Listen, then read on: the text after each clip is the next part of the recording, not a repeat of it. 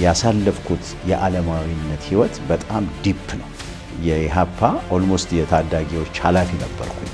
ህይወት ጭፈራ ነው፣ ግን ውስጥ ለቅሶ።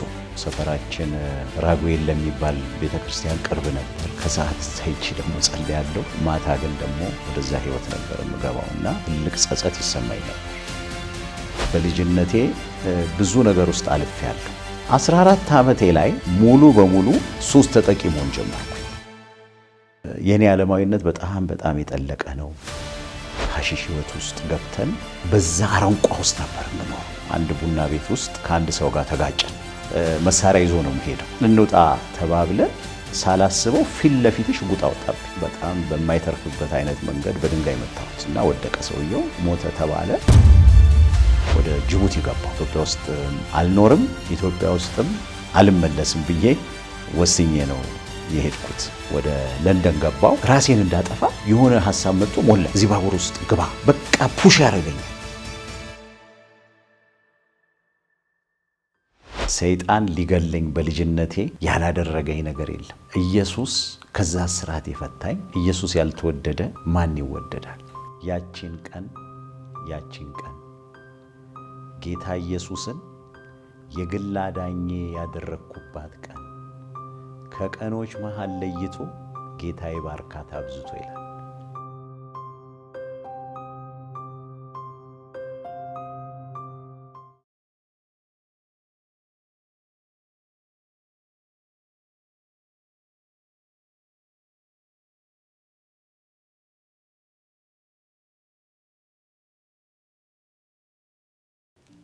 እኔ አበራ ሀብቴ እባላለሁ። የተወለድኩት በአዲስ አበባ ከተማ በመርካቶ አካባቢ ነው። ትውልዴም እድገቴም እዚሁ አዲስ አበባ ነው እና ለቤተሰቦቼ ሰባተኛ ነኝ።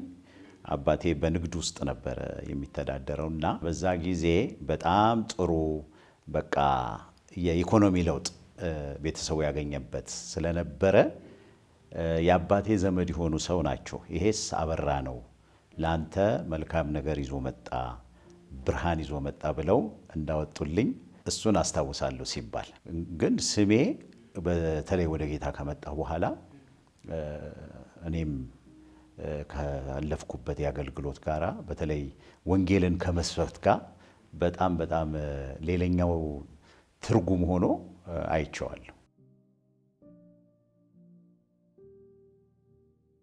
እኔ ጌታን ያገኘሁት በ1989 በአውሮፓውያን አቆጣጠር እንግዲህ በኢትዮጵያ ምናልባት 82 አካባቢ 83 ቢሆን ነው እና በ89 ለንደን ኢንግላንድ ገብቼ 1 ዓመት በሆነኝ ጊዜ ወንጌላዊ ቢሊ ግራም ወደ ለንደን መጥተው ትልቅ ክሩሴድ ባደረጉ ጊዜ እዛ ላይ የዛሬዋ ሚስቴ ፓስተር በለጡ ጋብዛኝ እዛ ነው ጌታን የተቀበልኩት። ነገር ግን ከዛ በፊት ልጅ ሆኜ ገና ምናልባት የ5 ዓመት የ6 ዓመት ልጅ ሆኜ በአዲስ አበባ ከተማ መርካቶ አካባቢ አውቶቡስ ተራ ይባል ነበረ። ወደ 7ኛ የሚወርደው ቁልቁለት ላይ ፊንላንድ ሚሽን የሚባል ተከፍቶ እዛ ሰንዴይ ስኩል የመሄድ እድል አግኝቼ ነበረ እና ጌታን ነገር ሰንዴይ ስኩል ሲያስተምሩ ነው ያደግኩት። ወደ ጌታ ከመምጣቴ በፊት የወንጌል ነገር ሰምቼ ነበረ። ከጌታን ከማወቄ በፊት የነበረው ህይወት በጣም ዛሬ አንዳንዱ ነገር ማንሳቱ በጣም ጥሩ ነው። ወደ ዋናው የፈረንጅ ትምህርት ቤት ከመሄዳችን በፊት በቄስ ትምህርት ቤት ነው ህይወቴ የጀመረው። ቄስ ትምህርት ቤት ከተከታተልን በኋላ ከዛ እንደማንኛውም የኢትዮጵያዊ እንደማንኛውም የዛ አካባቢ ልጆች በብዙ አይነት የዓለማዊ ህይወት ውስጥ መሳተፍ ጀመርኩኝ። ያ ሰንዴይ ስኩል የሚሄደው ነገር ከህይወቴ እያከተመ እየወጣ እየጠፋ መምጣት ጀመረ። ገና ያንግ እያለሁ አባቴ ከዚህ ዓለም በሞት ሲለይ ትልቅ ቫኪዩም ተፈጠረ በእኛ ቤተሰብና ከቤት ይልቅ ውጪ አይኔ ማማተር ጀመረና ቀስ በቀስ እየተሳብኩኝ ወደ ዓለማዊነት ህይወት ውስጥ ገባሁ። ያሳለፍኩት የዓለማዊነት ህይወት በጣም ዲፕ ነው፣ በጣም ጥልቅ ነው። በልጅነቴ ብዙ ነገር ውስጥ አልፌያለሁ። ይሄ እንግዲህ ዓለማዊነቱን ተያይዞ ደግሞ በእኛ ዘመን ኢሃፓ የሚባል ፓርቲ ነበረ እና በታዳጊ ውስጥ ደግሞ እንድሳተፍ ተመልምዬ የኢሃፓ ኦልሞስት የታዳጊዎች ኃላፊ ነበርኩኝ። እዛ ውስጥ ብዙ ነገር እናደርግ ነበር። በጣም ብዙ ነገር በከተማ ውስጥ ወረቀት እንበትን ነበረ፣ አምፖሎችን ሰብር ነበረ፣ ብዙ አይነት ምክር ይነገር ነበር እና ይሄንን እያደረግን 14 ዓመቴ ላይ ሙሉ በሙሉ የሱስ ተጠቂ መሆን ጀመርኩኝ። ሲጋራውን ጀመርኩ፣ መጠጡን ጀመርኩ። በህይወቴ አሁን ላለሁበት አዲሱ መንገድ ያኛውን ሳስበው በጣም እግዚአብሔር ለሰው እንዴት ይደርሳል ብዬ በኮንፊደንስ እናገራለሁ። የኔ ዓለማዊነት በጣም የጠለቀ ነው። በሐሺሽ ህይወት ውስጥ አልፌያለሁ። በዛ ዘመን በእኛ ጊዜ ሰው ላይ መስለው ይችላል እና በሐሺሽ ህይወት ውስጥ ገብተን በዛ አረንቋ ውስጥ ነበር የምኖረው። በእንዲህ አይነት ህይወት ውስጥ ነበር የማሳልፈው። ኤቭሪዴይ መጠጣት ነው። ትንሽ ሳንቲም ነበር። በቃ ህይወት ጭፈራ ነው፣ ግን ውስጥ ለቅሶ ነው። ማስመሰል ነው ከላይ። አስታውሳለሁ ሰፈራችን ራጉኤል ለሚባል ቤተክርስቲያን ቅርብ ነበር። ከሰዓት እዛ ሄጄ ደግሞ ጸልያለሁ። ማታ ግን ደግሞ ያው ተመልሶ ወደዛ ህይወት ነበር የምገባውና ትልቅ ጸጸት ይሰማኝ ነበር። ግን ኦቨርዌልም የሚያደርገኝ ነገር ነበር። ከኔ በላይ የሆነ ነገር ያንን እንዳደርግ ያደርገኝ ነበር። ዓለማዊ ያለው በብዙ የዓለማዊነት ህይወት አሳልፍ ያለው ቅድም እንዳልኩት በመጠጣት በመጨፈር ነበር የምናሳልፈውና አንድ ጊዜ አንድ ቡና ቤት ውስጥ ከአንድ ሰው ጋር ተጋጨን። አም ሹር 19 ዓመት ቢሆነኝ ነው 18 ዓመት እና ለካ ሰውየው በዛ ዘመን ዋና የፖሊስ ባልደረባ አዛዥ ነው። መሳሪያ ይዞ ነው የሚሄደው። እኛ ደግሞ ቲኔጀሮች ነን። ያው እንትኑ ብቻ ነው ያለው ደም ግፋቱ ነው እንጂ። ስለዚህ እንውጣ ተባብለን ሳላስበው ፊት ለፊት ሽጉጥ አወጣብኝ። በቃ እንደኔና እንዳንተን የቆምነው እና እሱም ጠጥቷል፣ እኔም ጠጥቻለሁ። በሚገርም አይነት ሁኔታ የሱ ጓደኛ ከነበርንበት ቤት ማለት ከነበርንበት መጠጥ ቤት ወጥቶ ስሙን ጠራው። አውቀዋለሁ እንዳትተኩስበት ብሎ በዚህ አይነት መንገድ ህይወቴ የተረፈውን አረሳው። ከመጠጡ ባሻገር ደግሞ ያው ድብድቦችም ነበሩ። አንድ ጊዜ ደግሞ በጉርምስና እንዲሁ በጣም በሚገርም አይነት ሁኔታ ከአንድ ሰው ጋር ተጣልተን እኔ ኃይለኛም ነበርኩ እና እንደውም በቃ የሰፈር የግሩፑ መሪ ሳልሆን አልቀርም። አንዳንዴ ሳትመረጥ ዝም ብለህ መሪ ትሆናለህ እና በእንደሱ አይነት አንድ ቀን አንዱን ሰው ደግሞ በጣም በማይተርፍበት አይነት መንገድ በድንጋይ መታሁት እና ወደቀ ሰውየው። በቃ ሞተ ተባለ። እኔ ያደግኩት እንዳልኩ መርካቶ ያኔ 7ኛ ይሄ 4ኛ የሚባል አካባቢ መጠጥ ቤቶች አሁን አይዶን ይኑር አይኑር በቃ ለኛ እዛ ሄዶ ሰፈሩን ምንድነው ማንጫጫት እንደ ትልቅ እንትን ነው። በሰዎቹ ፊት ባሉት በሴቶቹ ፊት ሞገስ ነው ብለን ነው የምናስበው እና ያንን ሰው መትቼው ኦልሞስት በቃ ሞተ ተባለ። ግራ ገባኝ እና በአጋጣሚ ወደ አንድ ሰፈር ሮጬ ሲሄድ ምን አረጋለሁ አንድ ግቢ የቀበሌው በዛ ጊዜ የነበረው የቀበሌው ጽሕፈት ቤት ያለበት ገባው። ምን በቃ እንደነዳኝ አላውቅም። ስገባ የሚገርመው ያን ቀን ተረኛ ሆኖ ያኔ አብዮት ጥባቂ ይባላል። አብዮት ጥበቃዎችን የሚያሰማራው ኃላፊ የኛ ሰፈር ሰው ነው። ቀጥታ ሄጄ ነገርኩት። ስማ እንደዚህ ሆኗል፣ ምንድነው የምታረገኝ? የሚገርም የአብዮት ጠባቂዎች ልብስ አስለብሶ በዛ በወደቀው ሰውዬ መካከል አሳልፎኝ ወደ ቤቴ እንዲሄድ አደረገ። ሌላ ደግሞ በቲኔጀር ጊዜ ሞተር ባይክ ነዳ ነበር። ሞተር ባይክ ያኔ አስኮ ቡራዩ ጫካ ነው እና እዛ ነበረ በእኛ ዘመን በቃ ሩቅ ተብሎ ሞተር ባይክ ልምምድ ይደረጋል። ሞተር ባይክ ስለማመድ ያኔ ኒሳን ይባላል ይመስለኛል።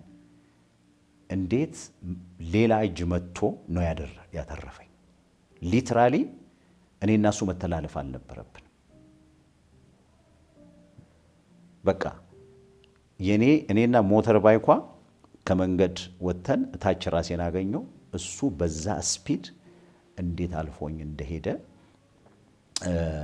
እነዚህን ነገሮች ሳስብ እግዚአብሔር ያኔም ቢሆን በእንደዛ አይነት ህይወት ውስጥ ያለው ይጠነቀቅልኝ ነበር። በዚህ አይነት ህይወት ያለው የፖለቲካውም ነገር መቋጫ አገኘ። ሁሉ ነገር ተለወጠ። ኢትዮጵያ ውስጥ መኖር የለብኝም ብዬ ወሰንኩና ጠፍተን ነው ይሄድ ነው በፈረንጅ 87 ወደ ጅቡቲ ገባው። ኢትዮጵያ ውስጥ አልኖርም፣ ኢትዮጵያ ውስጥም አልመለስም ብዬ ወስኜ ነው የሄድኩት። ጅቡቲ በነበረኝ ቆይታ ወደ 1 ዓመት አካባቢ ቆይቼ በጣም በሚያሳዝን አይነት መንገድ በእስር ቤት ህይወት ውስጥ የጅቡቲን ህይወት በእንዲህ አይነት መንገድ ዓመት ከምናምን ቆይቼ ነገር ግን አሁን ከዳንኩ በኋላ የሚገባኝ በዛ ዘመን ራሱ እግዚአብሔር ይከታተለኝ ነበር። ጌታ እዛ ሆኜ አማኞችን ወደ እኔ ህይወት ይልካል። ሁል ጊዜ ነው ጌታን የምገፋው። ኢቭን ልጆች ሆነን እንኳን ቅድም ባልኳችሁ ዓለማዊነት ህይወት እያሳለፍኩ እንኳን አንዳንድ ጊዜ ጠጥተን መዝሙር ዘምር ነበር። እኔ ቲኔጀሮች እያለን ሜቢ 16 17 አንዳንድ ጓደኞቼ አንዳንዶቹ ዛሬ በህይወት የሉም፣ ይሄ ወይ ኦርቶዶክስ አይደለም ወይ ጴንጤ አይደለም ይሉኝ ነበር እና አውቀው ነበር። እንደውም አንዳንድ ጊዜ እኔ እኮ ከናንተ ጋር መሆነው በቃ ማክሲመም እስከ 30 ዓመቴ ነው እላቸው ነበር። ያ የዓለማዊነት ህይወት ተጭኖኝ እንኳን በነበረ ጊዜ ሰንደይ ስኩል ላይ የሰማሁት የእግዚአብሔር ቃል በጣም በሚገርም አይነት ሁኔታ ዓለማዊ ሆኜ ይከታተለኝ ነበር። ይሄ እንደ ወይ ጴንጤ አይሉት ወይ ኦርቶዶክስ አይሉት ሲለኝ እኔ ጴንጤ ነው የምሆነው አታገኙኝም እላቸው ነበር። በእንደዛ አይነት ህይወት ውስጥ እያለሁ እና የጅቡቲውን ህይወት ጀመርን። እዛም እግዚአብሔር አማኞችን ላከ። አስታውሳለሁ ቤተክርስቲያን ሄጄ ነበረ። እነ መለሰ ወጉ ይመጡ ነበረ፣ ስብከት ይሰበክ ነበር። ነገር ግን ህይወት ያልተቀየረም። ከዛ በኋላ በ88 እንደገና ኢትዮጵያ መጥቼ ከኢትዮጵያ ነው የሄድኩት። በዛ ጊዜ ፓስፖርት ማግኘት ቪዛ ማግኘት በጣም አስቸጋሪ ነበር በደርግ ጊዜ። እግዚአብሔር ግን ረድቶኝ ቀጥታ ከአዲስ አበባ ወደ ለንደን ገባው። ለንደን ገብቼ 1 ዓመት እንደቆየሁ ነው ጌታ ኢየሱስ ክርስቶስን ቅድም ባልኩት መንገድ በቢልግራም ክሩሴድ ላይ የተገናኘኝ። ቀኑን አረሳውም። ጁላይ 29 9 o'clock ነው። ዛሬ ባለቤት የሆነችው ፓስተር በለጡ እና እኔ አንድ ሆስቴል ውስጥ እንኖር ነበር ለንደን ከተማ ውስጥ እና በእኛ ጊዜ ተማሪ ከሆንክ ሆስቴል ገብተህ ቀለል ያለ አኗኗር ስለሆነ እዛ ሆስቴል ብዙ ኢትዮጵያኖችና ኤርትራውያኖች ተገናኘን። ከተለያየ የኢትዮጵያ ኤርትራ ክልል ነው የሄድነው። እዛ ከሷ ጋራ ተዋወቅን። በዛ ጊዜ እንደማንኛውም እንግዲህ ሰው እኔም ደግሞ ጮኛ መያዝ ገርል ፍሬንድ መያዝ ፈልግ ነበርና በዓለማዊ ኮንሰፕት ነበረ አፕሮች ያረኳት። ግን እሷ አዲስ ክርስቲያን ሆና ቸርች መሄድ ጀምራ ነበርና እዛ ክሩሴዱ ላይ ጋበዘችኝ። ሄድኩኝ። ብዙ ጊዜ ስለ ጌታ ሰምቻለሁ ከልጅነቴ ጀምሮ። ጅቡቲም ኢቭን ከኢትዮጵያ ወጣሁት ፓርቲ ተደርጎ ጭፈራ ተደርጎ ሄድኩ ጊዜ ተጸልዮልኝ ነው። እህቴ እንደምንም ብላ ጸልያልኝ አስታውሳለሁ። ትልልቅ እህቶች አሉኝ። ሶስቱ የተለያየ ስጦታ ሰጡኝ።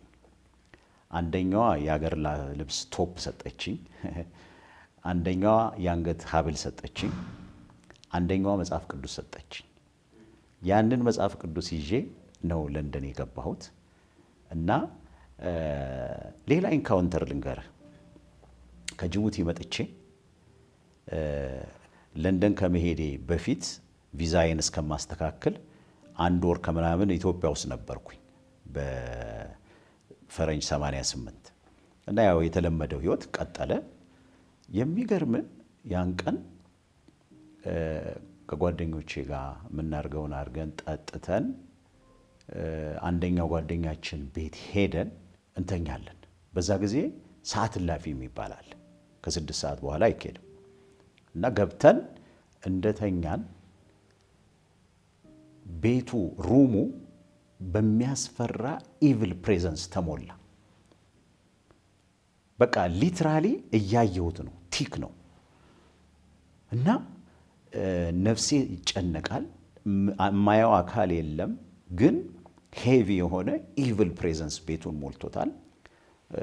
ጓደኛዬ እንደዚህ ወደዛ በሌላ አልጋ ላይ ተኝቶ ውስጤ ተነስተ ከዚህ ቤት ውጣ ይለኛል። ከነስተ ከዚህ ቤት ውጣ። በኋላ እሱም እንደኔው አበራ ይባላል ስሙ፣ ዛሬ አውስትራሊያ ነው የሚኖረው። አላድርም አልኩት። ትያዛለህ፣ አቤት ጠባቂዎቹ ይዙሃል፣ በጭራሽ እዚህ ቤት አላድርም፣ የያዙኝ ወጣለሁ ብዬው ኦልሞስት ከሌሊቱ 7 ሰዓት አካባቢ ይሆናል። ወጥቼ ሲሄድ እንዳለው በሮንድ ሲዞሩ ያገኙኛል። በኋላ እንግዲህ እንደምንም አነጋግሬያቸው ደሞ ሳንቲምም ትሰጣለህ ያንን አድርጌ ብዙ ሩቅ አይደለም ቤቴ ሸኙኛል። ቤቴ ሲሸኙኝ በሩን ለመክፈት የግቢያችንን በር ለመክፈት ማንም አይሰማም። አስታውሳለሁ ሊሸኘኝ የሄደው አብዮት ጠባቂ እሱ ትከሻ ላይ ሆኜ ባጥር ዘልዬ ገባሁ። እንደምንም ብዬ ስገባ እህቴ ከጓደኛዋና ከአንድ ሌላ ሰው ጋር፣ ሁለቱም ዛሬ ትልልቅ አገልጋዮች ናቸው፣ ይጸልያሉ። አዳር ጸሎት። ያ ኢቪል ፕሬዘንስ አለቀቀኝ፣ ላይ ተቀምጧል። ለመጀመሪያ ጊዜ ጸልዩልኝ ብዬ ተንበረከኩት ያን ቀን እና ጸልዩልኝ። ከእህቴ ጋር ትጸልይ የነበረችው እህት መዝሙር 91ን አንብብ አለችኝ። ከዛ ክፍል የገባው መዝሙር 91ን ለመጀመሪያ ጊዜ ነፍስ ካወቅኩ በኋላ ያን ቀን በዛ ጭንቅ ውስጥ ሆኜ አነበብኩት። ከላይ ተነስቶ ሄደ እና ያንን መጽሐፍ ቅዱስ ይዤ ነው ኢንግላንድ የገባሁት። እና እንግዲህ ወደ ጌታ ከመጣሁ በኋላ ያቺ መጽሐፍ ቅዱስ እንትን ትራሴ ስር ነው ማስቀምጣት እና አንዳንዴ አላነበውም፣ ዝም ብዬ አወጣውና አሻሸዋለሁ፣ መልሼ ከተዋለሁ። እና ያን ቀን እሳቸው ከሰበኩ በኋላ እንግዲህ በጣም ትልቅ ነው ኦዲቶሪየም። መጨረሻ ላይ ጌታን መቀበል የምትፈልጉ ኑ ተባለ። እኔ ላይ ነው የተቀመጥኩት። እንደ ዛሬውም ያው እንግሊዘኛው ሙሉ በሙሉ እንደውም አይገባኝም ነበር፣ ግን ገባኝ እና ከሰዎቹ ጋር ወረድኩ። ማረሳው ቢሊግራም ሲያገለግሉ በጣም ብዙ ካውንስለርስ ይመደባሉ። አብረው ነው በቃ ከሰው ጋር የሚመጡት። እና በመሃል ምን ይላል መድረክ ላይ የቆመው ሰው በቋንቋችሁ ከፈለጋችሁ በቋንቋችሁ ካውንስለሮችን እንሰጣቸዋለን ይላል። በኋላ እኔ እሺ ያልኩት አማርኛ ነው የምናገረው ኢትዮጵያዊ ነኝ አልኩት። በኋላ አንድ ነጭ ሴት ይዞ መጣ። እኛ ነጭ ሴት እንዴት አይነት አማርኛ እንደሚናገሩ ልነግር አልችልም። ከዛ ቢሊ ግራም አይደለም ጌታ ኢየሱስ ነው ሰውን የሚለውጠው ብለው መከሩኝ። የሚገርምህ ነገር ኃጢአት የሚለውን የጻፉበት በንጉስ ውሃ እስካሁን አይኔ ላይ አለ። ኦልሞስት how many years 35 36 years እና ያችን ትንሽ ቡክሌት ሰጡኝ። ይሄን አንብብ ብለው ያንን ይዤ ሄጄ የመጀመሪያ የማስታውሰው ጠዋት ስነሳ የሲጋራ ፍላጎቴ ሴንስ አደርገዋለሁ። ልክ ተነቅሎ እንደሚወጣ እንደሱ ተነቀለና ወጣ። በቃ በጭራሽ አጭሼ የማቅ እስከማይመስለኝ ተነቅሎ ወጣ። ያን ሱስ በቃ ከውስጥ ያጣሁት። ነገር ግን ወዲያውኑ ቤተክርስቲያን መሄድ አልጀመርኩም። ስቲል ዓለማዊነቱ በጣም ይጎትተኛል። ጓደኞቼ በቃ በብዙ አይነት ነገር የታሰርነን፣ መጠጡም ሐሺሹም ብዙ ነገር አለ እና እነሱ ጋር መሄዴን ቀጠልኩ። ግን እንዴት እንደሆነ አላቅም ያ የሲጋራው ሱስ ምናምን ከላይ ላይ ተነቀለ። ከዛ ከትንሽ ወራት በኋላ አሁንም ያኔ እንግዲህ ገና ጮኛም ብዙ አልሆንም። የዛሬዋ ፓስተር በለጡ ባለቤቴ እንደገና አንድ እሁድ ደግሞ ጋበዘችኝ። ከዛኛው ኢንካውንተር በኋላ ከቢሊ ግራም በኋላ ዓለማዊነቱ አለ፣ ያ ደግሞ ለውጥ መጥቷል። አዲስ ነገር ደግሞ ያለማመደኝ ምንድነው? የምኖርባት ክፍል ትንሽ ነበረች ሆስቴል ውስጥ። ያችን መዝሙር 91ን በቃ ማታ ማታ ማንበብ ጀመርኩ። ያችን ባይብል አወጣለሁ፣ ሌላም ማውቀው ነገር የለም። መዝሙር 91ን አነባለሁ። ያንን እያረኩኝ ያን ቀን እሷ ትጋብዘኝና ይሄዳለሁ። ለመጀመሪያ ጊዜ የአበሻ የወንጌላዊ አማኞች ቤተክርስቲያን የሄድኩት ያን ቀን ነው። ከሰንዴይ ስኩል በኋላ ሄጄ ማቅ አይመስለኝም። በኋላ ልክ ከዚህ ሩም አይበልጥም እዛ ተሰብስበዋል። እኔ አሁን ዲፕ ዳውን እሷን ላለማሳዘን ስለወደድኳት ስለፈለኳት ነው፣ እሷን ለማስደሰት ነው የሚሄደው። ግን እግዚአብሔር የሚያስደንቅ አምላክ ነው። ያን ቀን አሁንም የሚሰብከው ፈረንጅ ሰው ምን እንዳለ ራሱ ብዙ አይገባኝም። ለመጀመሪያ ጊዜ ስብከቱን ሲጨርስ የኖርኩበትን ዘመን በሰከንድ በአይኔ ላይ ያሳለፉ። በቃ አየሁት ህይወቴን። እንዴት ብትለኝ አላቅም። ልክ እንደ ባቡር ሀዲድ ነው በአይኔ ላይ ያለፉ። አለቀስኩ። በጣም በሚገርም አይነት ሁኔታ ጌታ ተቻረከኝ እና ሁሉ ነገር ያን ቀን አከተመ። የዓለማዊነት ህይወት አከተመ። ከዛ በኋላ ምን እንደሆንኩ በማላቀው አይነት ሁሉን ነገር እርግፍ አድርጌ ቤተክርስቲያን ውስጥ ገባሁ።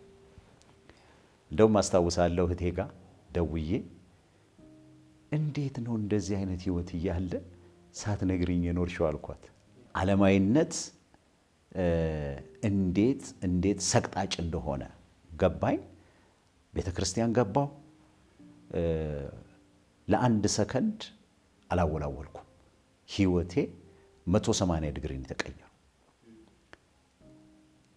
ይሄንን አድርግ ሳንባል ማድረግ ጀመርን። ያኔ ፌሎሺፕ ነው፣ ቸርችም አልነበረችም ያኔ። አሁን ትልቅ ነው እግዚአብሔር ይመስገን።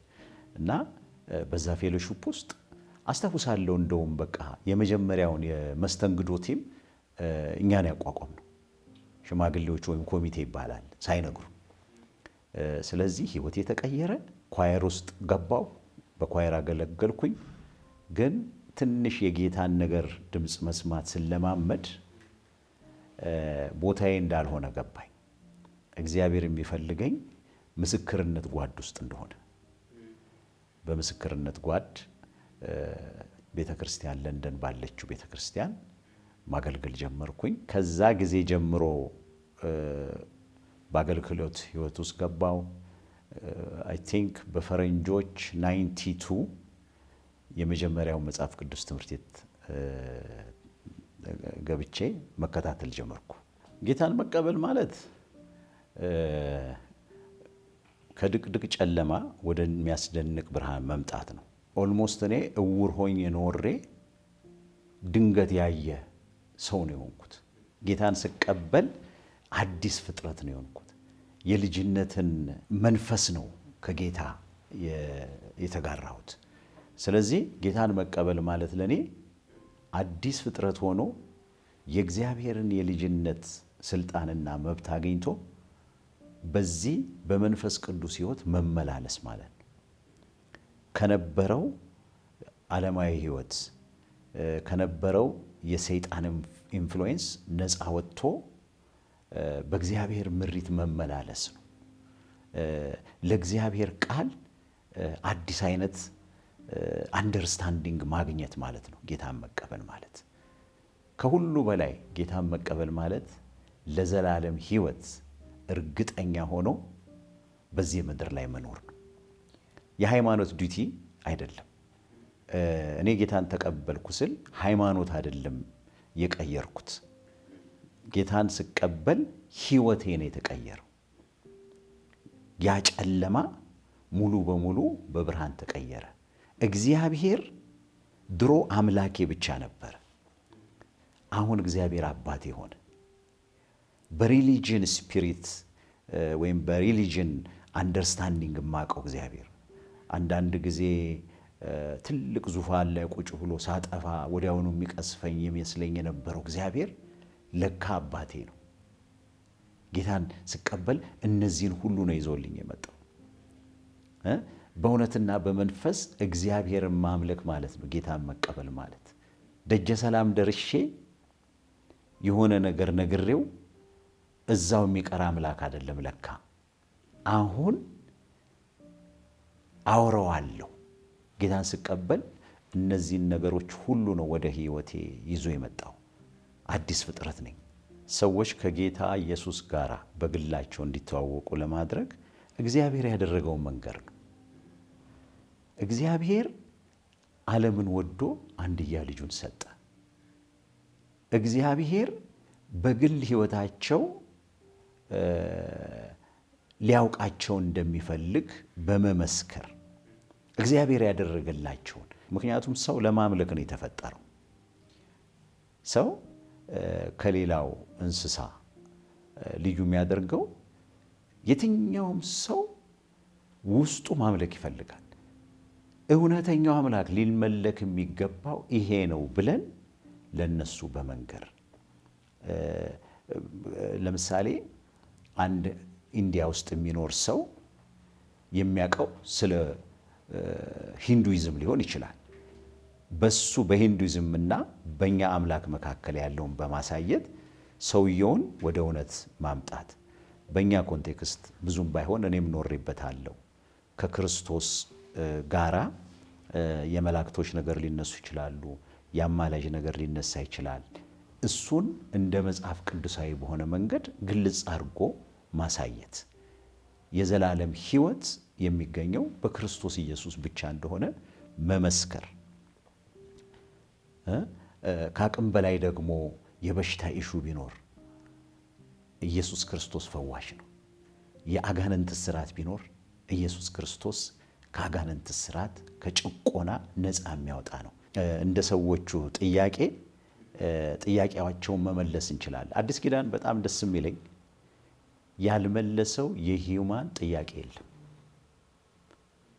ምንም የቀረ ጎልጎታ ላይ ያልተመለሰ ኒድ የለም።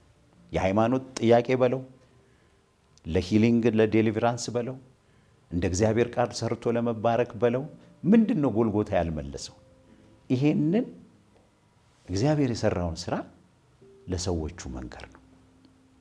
ስለዚህ በጌታ ያልሆኑ ሰዎች ይሄንን ወንጌል ተናገሩ የተባልነውን ስንናገር ጌታን ይቀበላሉ። ሁላችንም እንደዚህ እንሄዳለን። ወንጌል ከካልቸር ውጪ ነው። ወንጌል በሃይማኖት ስርዓት ውስጥ ብቻ የታቀፈ አይደለም። ወንጌል ስለ ልጁ ስለ ኢየሱስ ክርስቶስ ነው። ይሄንን ከነገርናቸው ወደ ጌታ ይመጣሉ። እንደኔ አሁን ወጣት ሆነው በብዙ አይነት ነገር ውስጥ ያሉ ዛሬ ለነሱ መልእክት አለኝ። ኢየሱስ ከየትኛውም እስራት ነፃ ያወጣል። መንፈስ ቅዱስ አይኮንንም፣ መንፈስ ቅዱስ ይወቅሳል። ስለዚህ በምንም አይነት መንገድ አንዳንድ ምናልባት ባክስላይድ ያደረጉ ሊሆኑ ይችላሉ፣ ወደኋላ የተመለሱ ጌታ ስኪል ይወዳቸዋል። ለእግዚአብሔር ልጅ የሚያቅተው ምንድን ነው? እኔን ከዛ አውጥቶኛል። ዛሬ ለምስክርነት ይሆናል ብዬ ነው እንጂ የምናገረው፣ አንዳንዴ ማሰብም እንኳን አልፈልግም። ግን እግዚአብሔር ያደረገውን ነገር ልንተርከው ስለሚገባ ከዚህ የተነሳ እተርከዋለሁ አስፈላጊ ሲሆን። ስለዚህ በየትኛውም መንገድ ውስጥ ይሆኑ፣ በሱስ ተጽዕኖ ውስጥ ይሆኑ፣ በተለያየ መንገድ የሚያልፉ ወገኖቼ የእግዚአብሔር ልጅ ኢየሱስ ዛሬም ነፃ ያወጣል። ወንጌል ይሄ ነው። አዲስ ኪዳን ምን ያላይዘው ነገር አለ? ዝሙት ሰርታለች ተብላ ስትወቀስ አትውገራት ብሎ ሕይወት የቀየረ ዛሬ ትልልቅ ስም ተሰጥቷቸው የብዙ ከተሞች የብዙዎቻችን ልጆች ስም የሚጠራባቸው እንደ መግደላዊት ማርያም አይነት በአጋንንት በሰይጣን ስራት ስር የነበሩትን የፈታ ኢየሱስ ዛሬም ይፈታል። እንደ ስምዖን ጠንቋይ የነበረውን ኢየሱስ ክርስቶስ ነፃ አውጥቷል። ስለዚህ አዲስ ኪዳን ያልመለሰው ነገር ስለሌለ በአዲስ ኪዳን መንገድ እንመስክርላቸው። ሰዎች ወደ ጌታ ይመጣሉ። የኔ ኢንካውንተር በጣም ቪቪድሊ ማስታውሰው ለንደን እዛች ሆስቴል ገና ብዙም ሳልለወጥ ቅድም ያነሳዋት ያችን መጽሐፍ ቅዱስ እያነበብኩ በምተኛበት ጊዜ አንድ ቀን ማታ አንድ ሐሳብ መጣልኝ። ትልቋን እቴቴ ነው ምላት፣ እንደነ እቴቴ ለምን ተንበርክኬ አልጸልይም ብዬ ዓለማዊ ነኝ። ቅድም እንግዲህ ያው ከኢትዮጵያ ስወጣ ያቺ አንዳንድ ኢንካውንተሮች አሉ፣ ግን ሙሉ በሙሉ የቢልግራም ታይም ደርሶ ወደዛ ሳልሄድ በፊት ነው እና ያን ቀን ማታ ልክ ተንበርክኬ እየጸለይኩ ይሄ ነው የሚታየኝ። በቃ ይሄ እንደዚህ እጅ መጥቶ ቀኝ ትከሻዬ ላይ ያረፈብኝ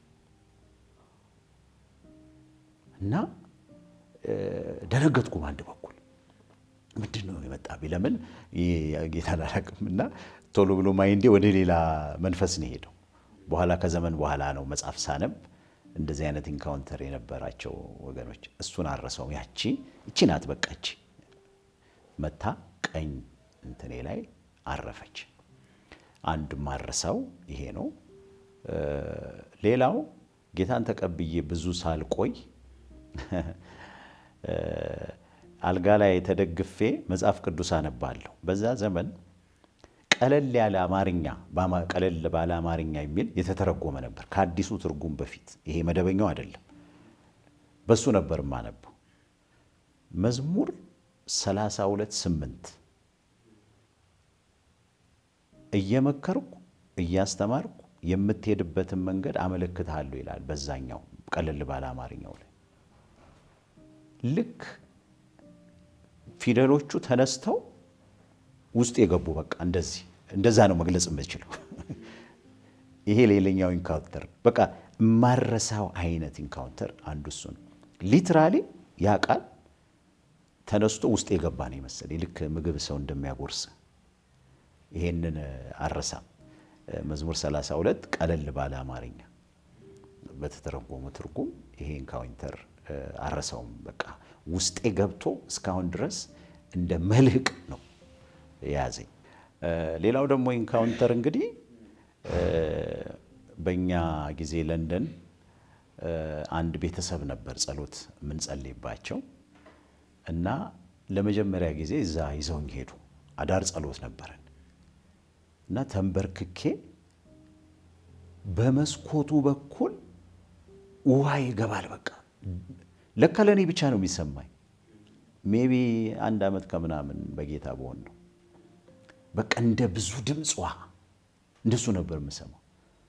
በቃ ይገባል ቷ እያለ ይገባል እና አይኔን ራሱ መክፈት ትንሽ ስላስፈራኝ ጸሎቱ እስኪያልቅ ረጅም ሰዓት ከተጸለየ በኋላ ብድግ ስል ምንም ውሃ የለም።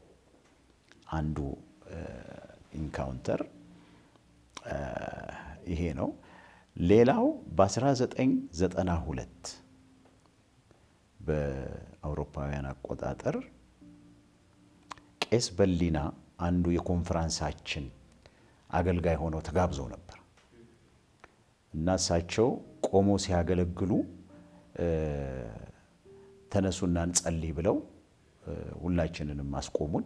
እኔ ሜቢ ከመጀመሪያው ሮ ሁለተኛው ላይ ያለው ይመስለኛል ቆሜ ዝም ብዬ አመልካለሁ። ያ ቅድም ያነሳሁት እጅ አሁን ግን እሳት ነው። በቃ ሙሉ በሙሉ የሰው እጅ ነው ግን እሳት ነው እና ወደ እኔ እንዲህ ሲመጣ ያየሁት እና አጠገቤ ደርሶ እንደነበረ አስታውሳለሁ። ሌላው ኢንካውንተር በቪቪድ ራእይ ቆሜ እንግዲህ ራእይና ህልም የሚለያየው ራእይ ሳትተኛ የእግዚአብሔር መንፈስ አይምሮህን ልቦናህን ለውጦ የሚያሳየህ ነገር ነው። ህልም ደግሞ በተኛንበት ነው። የአረብ ስፕሪንግ በተነሳ ጊዜ አርብ ማታ አገልግዬ ስገባ አንድ ወንድም ሁልጊዜ ለእኛ ይጸልይልናል። የኤልሻዳይ ቴሌቪዥንን ጀምረን ገና አዲስ በነበረ ጊዜ ነው እና ቤት ስንገባ ያ ወንድም እየጸለየ አንድ ቦታ ላይ በጣም በኃይለኛ ልሳን መጸለይ ጀመረ። በጣም በኃይለኛ ልሳን በሚጸልይ ጊዜ ይሄ ልሳን ትርጉም ያለው ይመስላል ብዬ ለራሴ ነው በውስጤ የምነጋገረው ከጌታ ጋር። ልክ እንደሱ እያልኩኝ እግዚአብሔር ምን አሳየኝ? በባግዳድ ከተማ 2 ሰይፎች እንደዚህ ተያይዘው ተስለው ነበር በዛ ዘመን።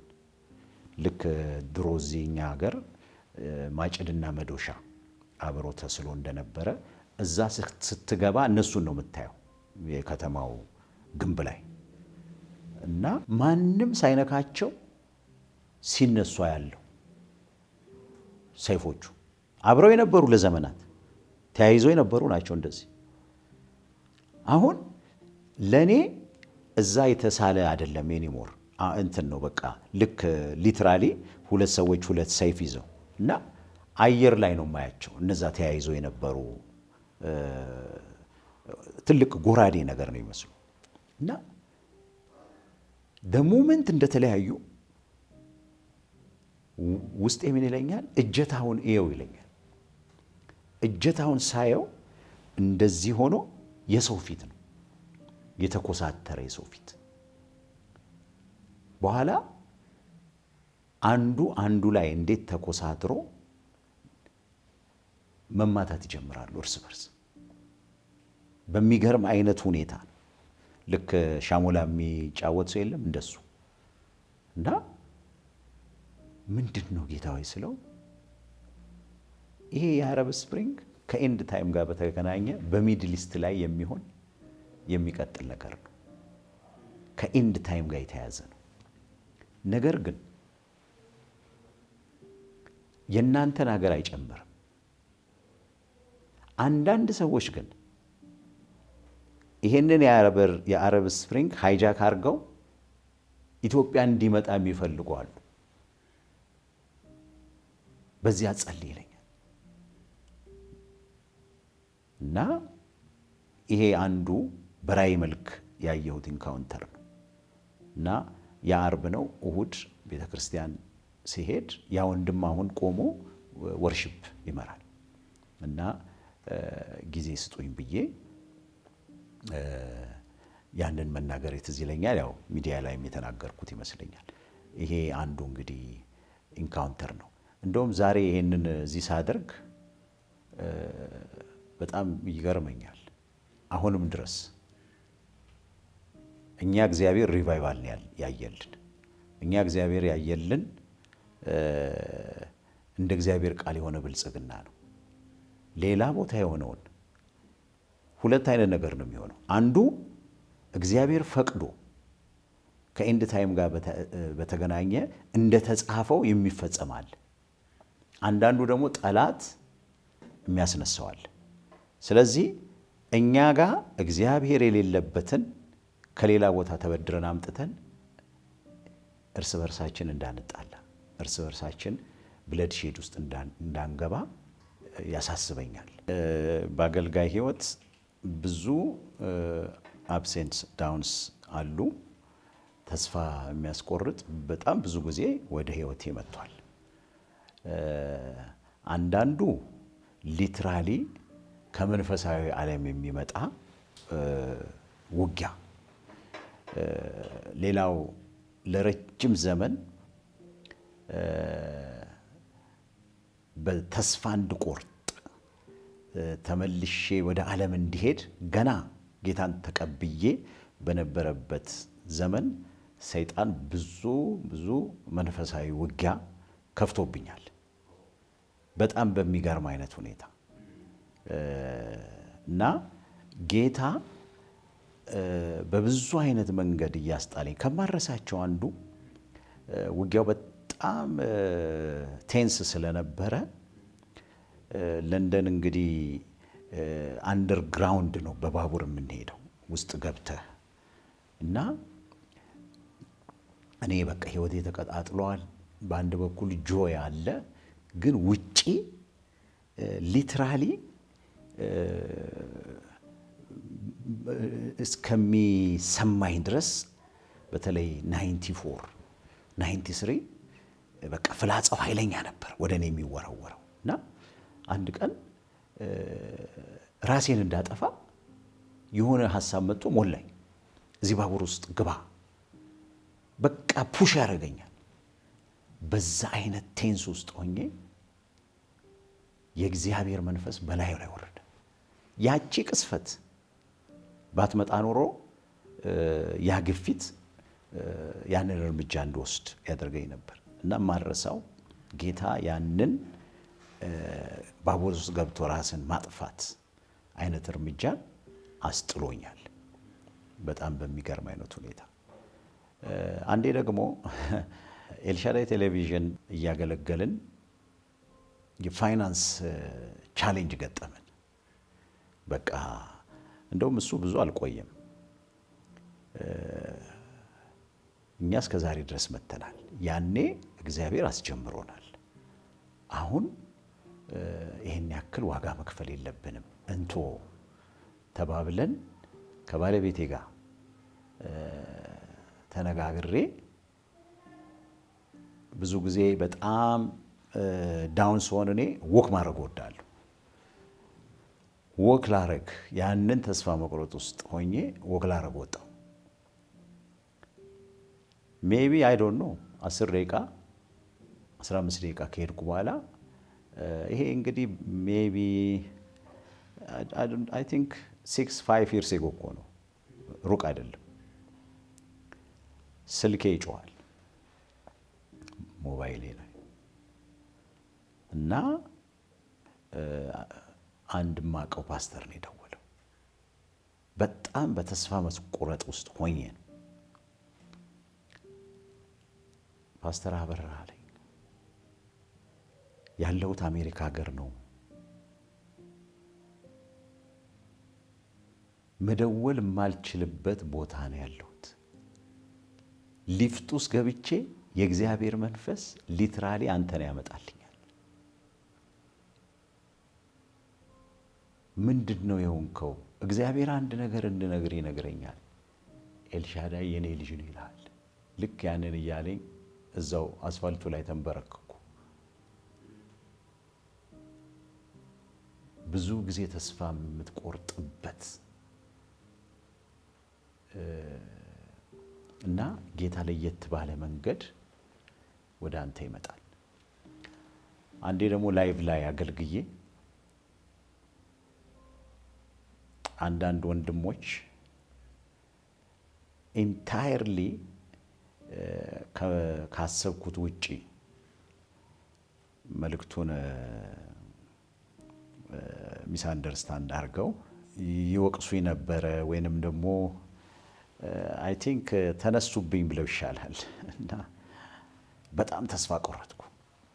ለምን ኤክስፔክት ያላረኳቸው ወንድሞቼ ናቸው እህቶቼ ናቸው እና እነሱ ያነሱበትን ከነሱ አልፌ እነሱ ያነሱትን ጎሳ ሁሉ ውስጤ ያመኝ ጀመር። በቃ ፔን ነበር የሚሰማኝ። ለምን እኔ ጌታን አወቅኩ አንተንም ማቀ በክርስቶስ ነው። አብሬያቸው 20 ዓመት የጌታን ራት የተካፈልኩ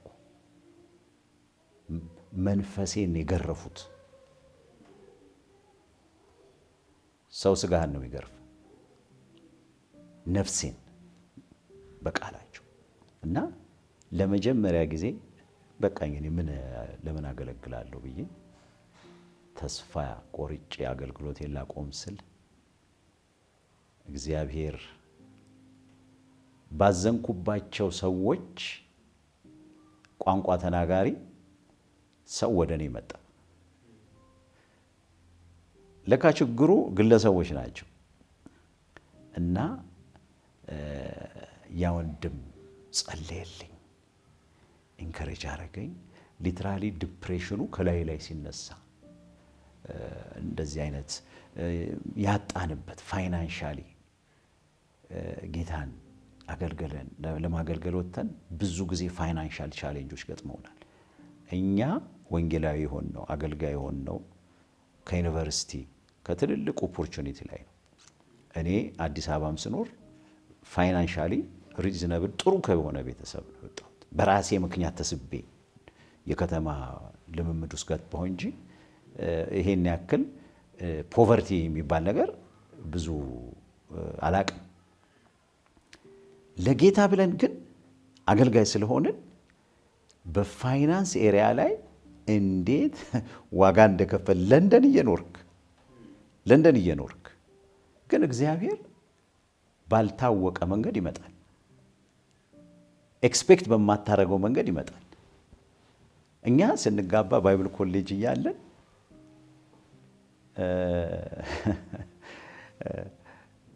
በዛ ዘመን የቸርቿ እንደ ፓስተር ሆኖ የሚያገለግለው ወንድም ገና አዲስ መጥቶ የተሾመ ነው።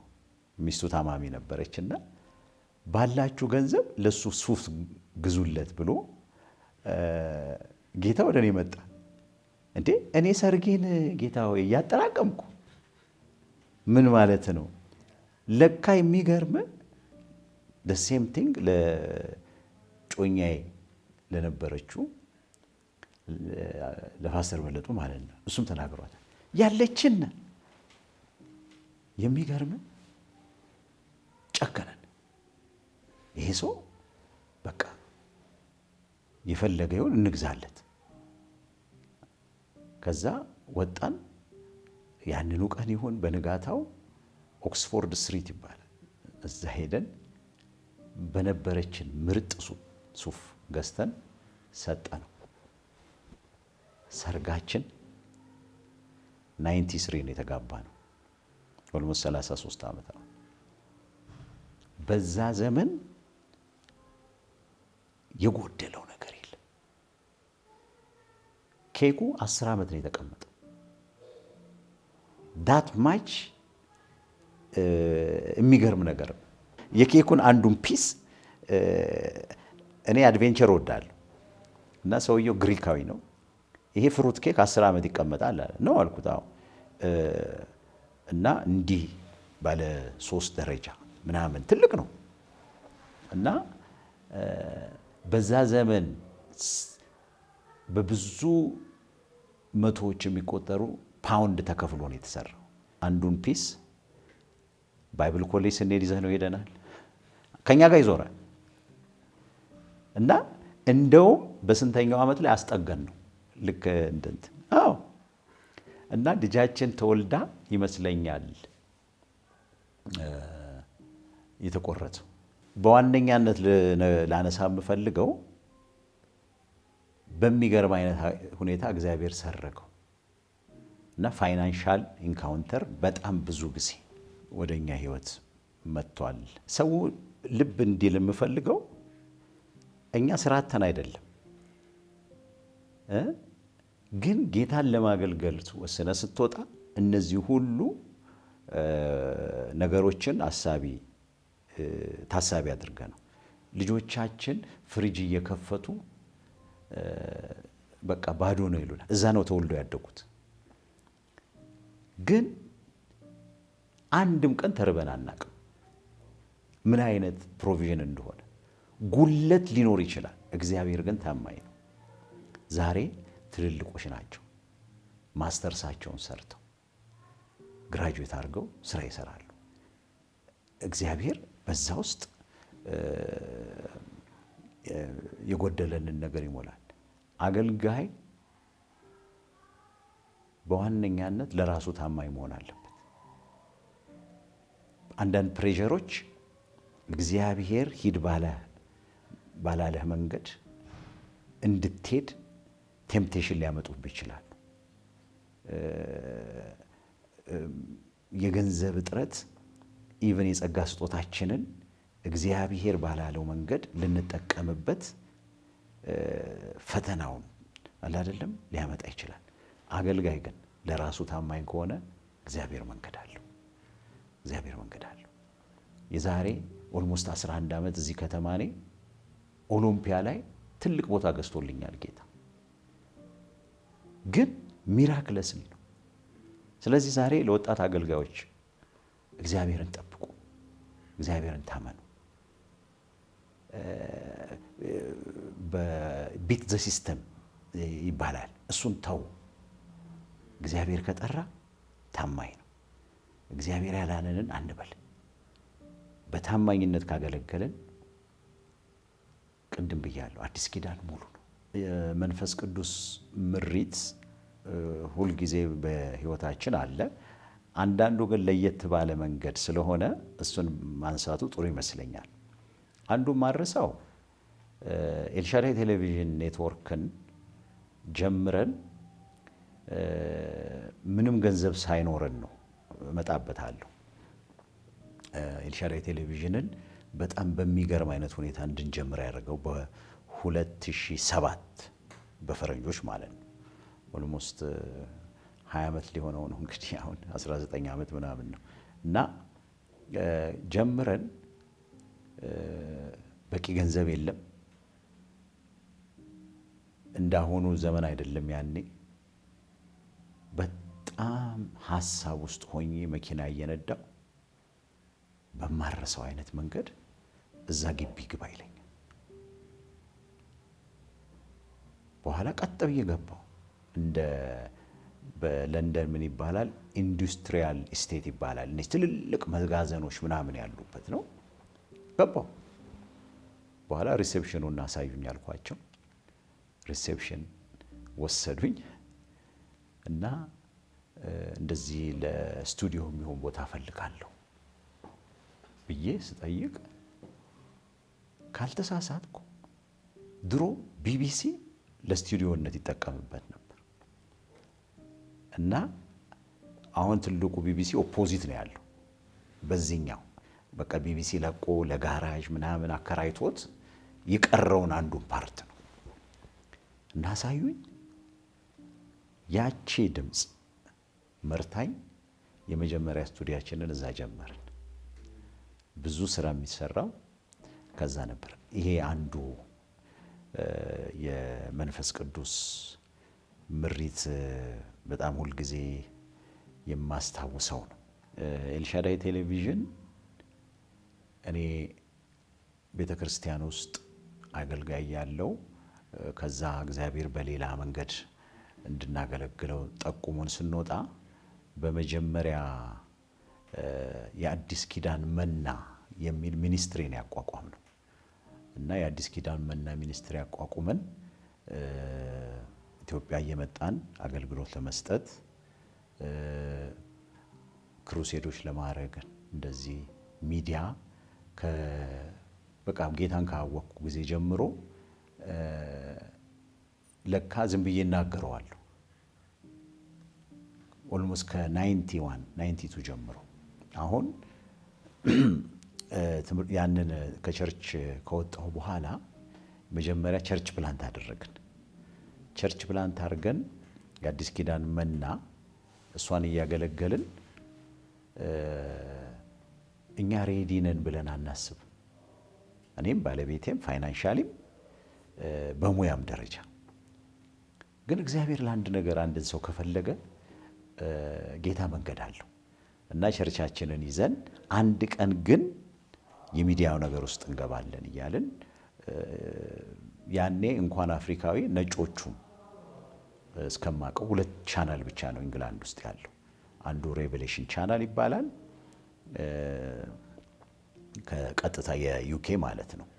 ሬቨሌሽን ቻናል አይ ቲንክ እስካሁን ያለ ይመስለኛል እና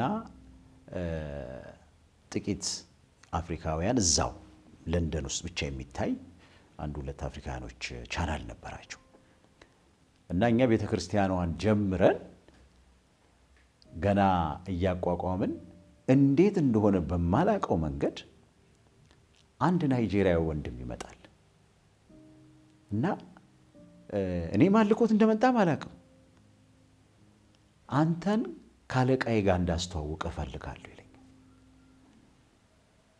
በኋላ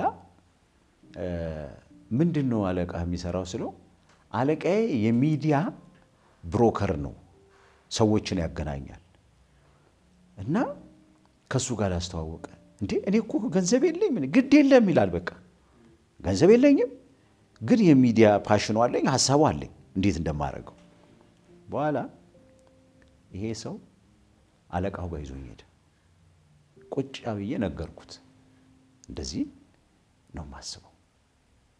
ስለዚህ እድሉን ብናገኝ ሚዲያ የለም የኛን ኮሚኒቲ ለመድረስ አትሊስት ለንደን ያለው ያኔ በሪሲቨር ነው እንትን የሚለውና ህዝባችንን ለመድረስ እንፈልጋለን ስለው ኦኬ አለ።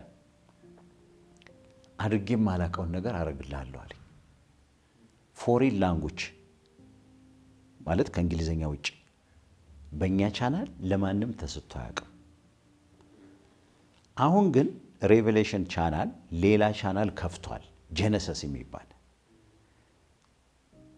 ጄነሰስ ላይ እድል እሰጥሃለሁ እና ትጀምራለህ አለኝ። በቃ እግዚአብሔር የስንት ዘመን ጸሎታችንን ይዞት መጣ። ፈልገን እኮ አይደለም። በኋላ ምንድነው የምናደርገው ተነጋገርን ከባለቤቴ ጋርና እንዴት ነው መጀመሪያ ያለብን? ፌስቡክ የለ፣ ዩቲዩብ የለ፣ ምን የለ እና ያው ልጅ መጣ። አሁን እንደገና ሌላ ማቀው ሰው አለ። ሃው ቱ ኤዲቲንግ እንዴት እንደምታረጉ እንዳሁኑ ዘመን ቀላል አይደለም።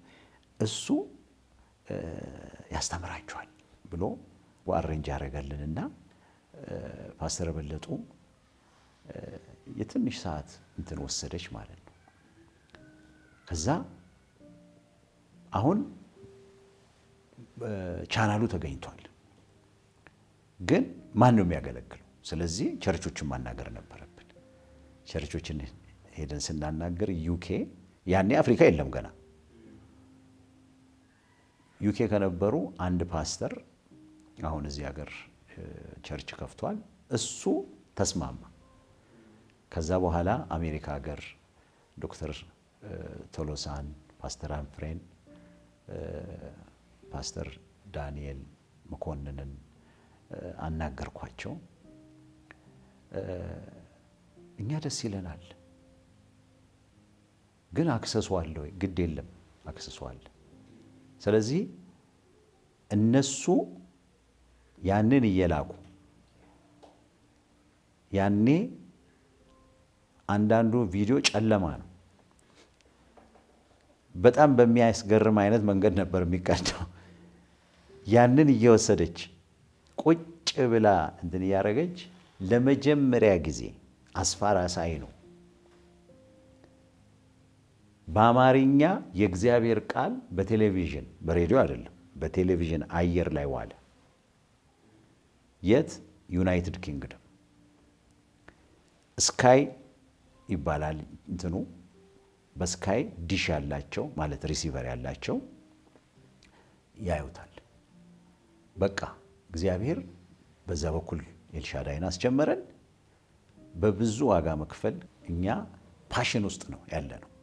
ወንጌል መድረስ ነው። በሳምንት ሀፋን አወር ነበር የተፈቀደልን። ያችን ፈቀደልን ጀነሲስ ላይ እሱን ጀመርን።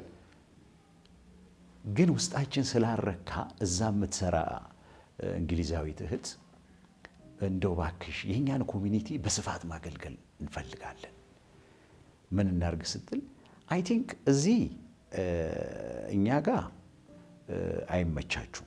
አንድ ማቀው አፍሪካዊ ወንደርፉል የሚል ቻናል አለው። እሱ ጋር ላስተዋውቃቸው አለችን። ወንደርፉል አገናኙን። ሂዘ ናይጄሪያ እና እሱ ናይጄሪያ ወንድም ነው። ከዛ ከሱ ጋር ተገናኝተን ስናስረዳው እግዚአብሔር በቃ ሲረዳ አክሴፕት አደረገን። እሱ ምን ጨመረልን? በሳምንት ግማሽ ሰዓትና ለመጀመሪያ ጊዜ የ1 ሰዓት ላይቭ ፈቀደልን፣ የቀጥታ ስርጭት። ይሄ እንግዲህ 2007 መሰለኝ። በጣም እግዚአብሔርን አመሰገንን። ግን ስቲል ዩኬ ነው። አንዳንድ አውሮፓ ሀገር ጣሊያን አካባቢ ይመስለኛል ዲሽ ያላቸው ያዩት ነበር እንጂ በቃ ዩኬ ላይ ነው የሚታየው። አሁን ወንደርፉል እያገለገልን አርብ ስንመላለስ እሱ ብዙም አናገኘው ማናጀር አለው። ለማናጀሩ እናንተ ወረደ ያክሰሷላችሁ ለምንድን ነው አፍሪካ ማትገቡት? አፍሪካኖች ነን እኛ ለምን አፍሪካ እና ሰውየው አይገባውም ነበር። በቃ በየጊዜው ኢንከሬጅ እናደርገዋለን። በኋላ አንድ ቀን ዋናውን ባለቤቱን አገናኘኝ ማለት ነው። እና ማናጀራችን እንደዚህ ያለ እስቲ አስረዳኝ ምንድነው እንደው ብንገባ እኔ ቪዥኑ የለኝም። እኔ የአፍሪካን ኮሚኒቲ እዚህ ያሉትን መድረስ ነው የምፈልገው፣ በተለይ ናይጄሪያዎችን። አይ አክሰሱ ካለ ብዙ ሰው ያለው አፍሪካ ነው እና እኔ አሁን ለምሳሌ በራሴ ቋንቋ ነው የኛ ህዝብ ብዙ የሚገለገለውና አየር ላይ ድል ብናገኝ ስለው እስቲ ያስብበታለሁ አለ። ሜቢ አንድ 6-7 ሳምንት በኋላ አንድ ቀን አርብ ለመሄድ ለማገልገል ስንሄድ ማናጀሩ ኮንግራጁሌሽን አለኝ። ምን ነው ስለው አፍሪካ ገባ ወንደርፉል አለ። ወንደርፉል ቻናል ይባላል። ምናልባት የቆዩ ሰዎች ያስታውሱታል። ያን ቀን በቃ ሰማይ በላያችን ላይ ነው የተከፈተው፣ የተሰማን ደስታ። ከዛ ምንድነው የምናደርገው ስንለው እስቲ አገራችሁ ደውሉና ይሄ እየታየ ነው ወይ ብላችሁ ጠይቁ አለ። ከዛ በአጋጣሚ የኔ እናት ቤት ደወልን። እንደዚህ እስቲ ፈልጉት። ሳይቸገሩ ወንደርፉል መታየት ጀመረ። ስለዚህ በወንደርፉል ቻናል አሁን አፍሪካ ማገልገል ጀመርን። ኢትዮጵያ ነገርናቸው። ወደ ኢትዮጵያ መታየት ጀመረ። እኛም አጣራን። ሌሎችም ቤተሰቦች ጋር ስንደውል በጣም ትልቅ ደስታ፣ በዛ ዘመን ትልቅ ደስታ ነው የሆነው። በቃ በአማርኛ በራሱ ቋንቋ ሰው ወንጌል መስማት ጀመረ። ያንን እያደረግን ስንጠይቃቸው እስከ ዛሬ ድረስ ከአፍሪካውያኖች እኛ የምናየው ቲቢ ጆሹዋንና ክሪስ ፓስተር ክሪስ የነሱን ነው። እንደዚህ ቴሌቪዥን በእኛ ቋንቋ መጥቶ አያውቅም ብለው አበረታቱን። አሁን መጸለይ ጀመርን። ከዛ ጊዜ አየር ሰዓት ጨምርልን አለው። አንዳንድ ሰዎችን ማናገር ጀመርን። የነሱ ፕሮግራም መለቀቅ ጀመረ ማለት ነው። ግን ብዙ ሰው እንዲሳተፍ ምን እናድርግ ብለን ተመካከርንና አይ ቲንክ አንዳንዱ ነገር ሰው ቢያውቀው ጥሩ ነው። እኔ ኢትዮጵያ መጥቼ ያኔ ኢምፔሪያል ሆቴል የሚባል ነበር። ስብሰባ ጠራው። በጣም ብዙ አገልጋዮች መጡ እና ቪዥኑን ሼር አደረግን እና አንድ ወንድም እንደውም መጥቶ በእኛ ጊዜ እግዚአብሔር በደርግ ጊዜ ሚዲያ እንደሚመጣ ይናገር ነበር።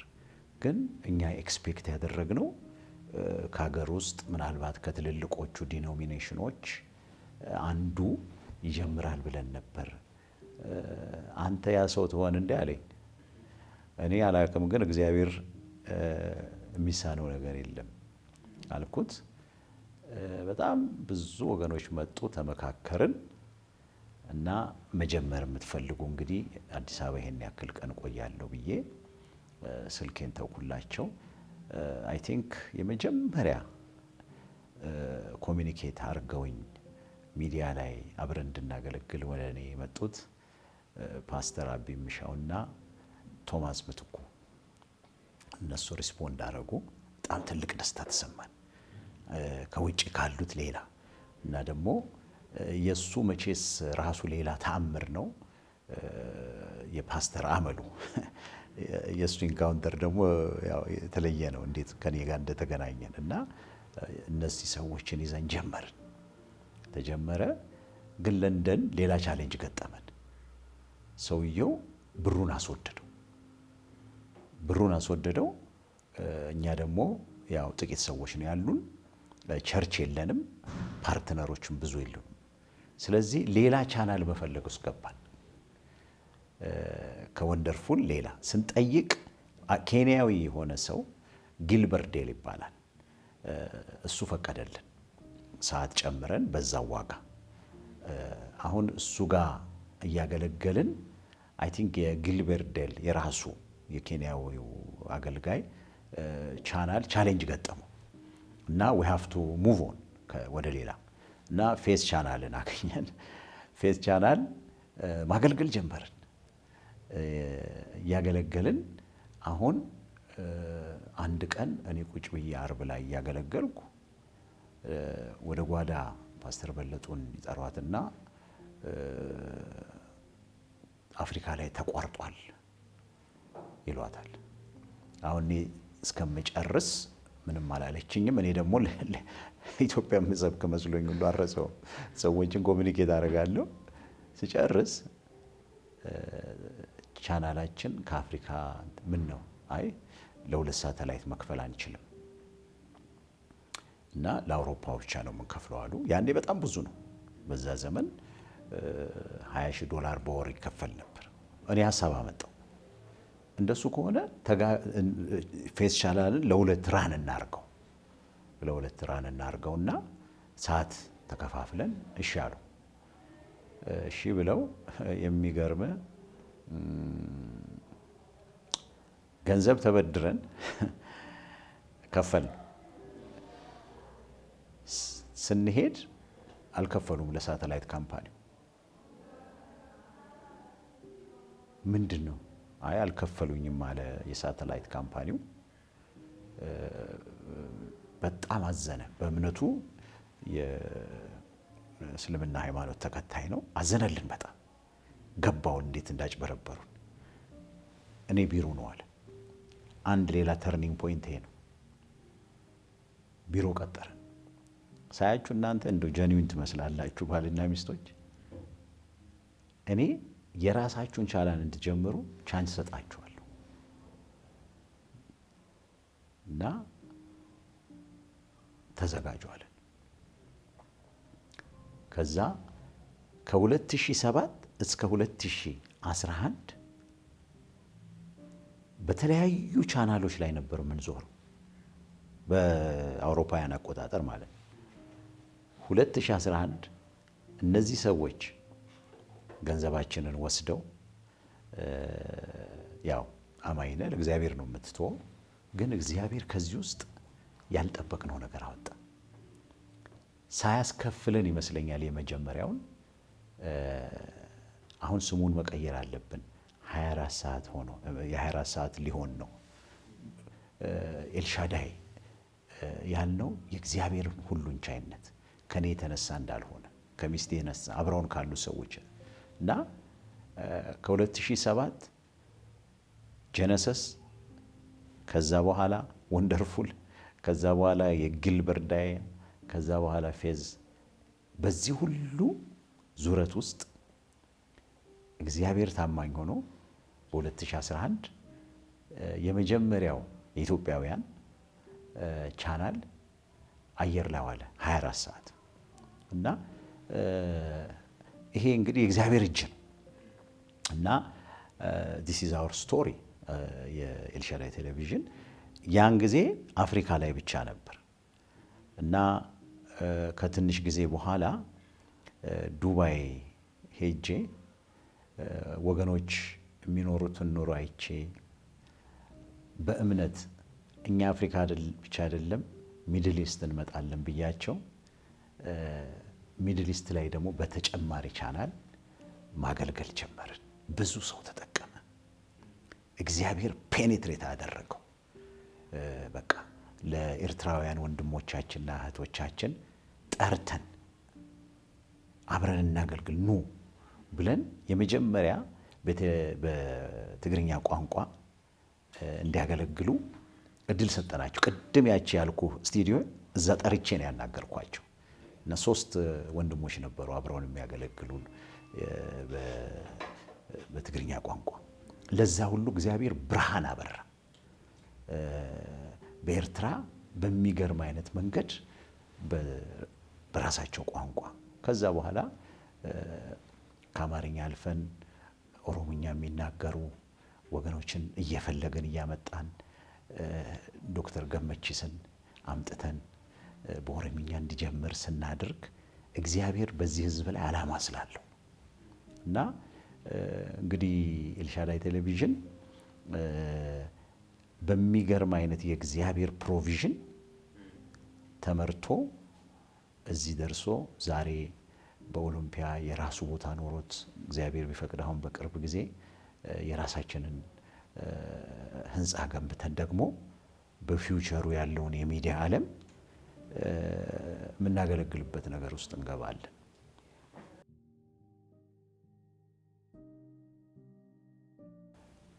መንፈስ ቅዱስ ጌታዬ ነው። ከዛ ነው የሚጀምረው። ደግሞ ወዳጄ ነው፣ አጽናኜ ነው። ጌታዬ ሆኖ እንደ ወዳጅ የሚቀርበኝ ነው። በህይወት ውስጥ የምኖረው የቅርብ ጓደኛዬ ነው ማለት ይችላል። ስለዚህ መንፈስ ቅዱስ ሁሉ ነገሬ ነው። መንፈስ ቅዱስ ሰላሜ ነው። መንፈስ ቅዱስ መሪዬ ነው። መንፈስ ቅዱስ ቤት መንገድ መሄድ እንዳለብኝ የሚጠቁመኝ ነው። ስለዚህ መንፈስ ቅዱስ ለኔ ሁሉ ነገሬ ነው። ጌታ ኢየሱስን የበለጠ የሚገልጥልኝ የእግዚአብሔርን ቃል የሚያበራልኝ ነው መንፈስ ቅዱስ እና መንፈስ ቅዱስ ጌታዬም የቅርብ ወዳጄም ነው።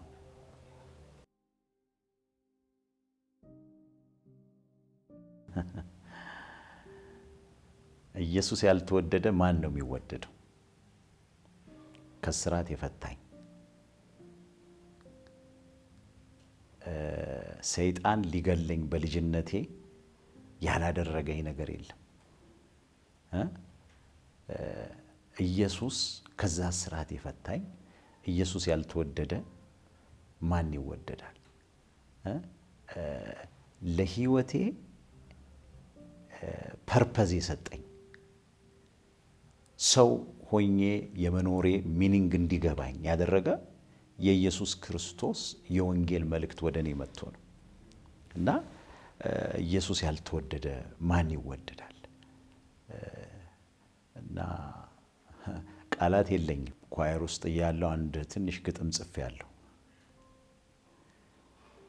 ያቺን ቀን ጌታ ኢየሱስን የግል አዳኜ ያደረግኩባት ቀን ከቀኖች መሃል ለይቶ ጌታ ይባርካት አብዝቶ ይላል። This is the way you express your love to Jesus. ያቺ ቀን ኢዮብ በጨነቀው ቀን እኮ ረገመው አይደለም? እኛ ደግሞ we have to bless that day። እንደው ያው አንዳንዱን ቀን ለይተን አናከብርም፣ ግን የምትገልጽበት ነገር ስለሚያና ይሄ ኢየሱስን ለመውደድ እንግዲህ እንደዚህ አይነት ግጥም ነበረች በዝማሬ ቀረበች እና ኢየሱስ is beyond human expression እና I love him።